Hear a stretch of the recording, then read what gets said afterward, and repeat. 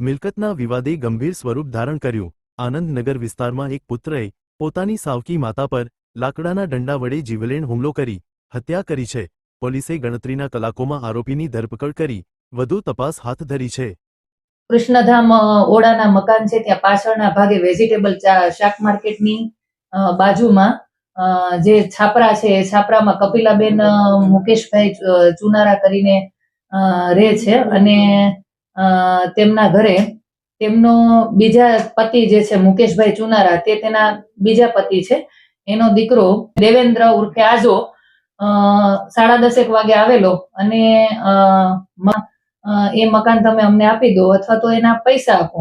આ ઝઘડામાં આજો છે તેણે આ કપિલાબેનને માથાના ભાગે 2-3 ફટકા મારી દીધેલા અને બાદમાં 108માં આ મુકેશ એમને સોલા સિવિલ હોસ્પિટલ લઈ ગયેલ અને તે દરમિયાન કપિલાબેન નાઓનું મૃત્યુ થયેલું છે।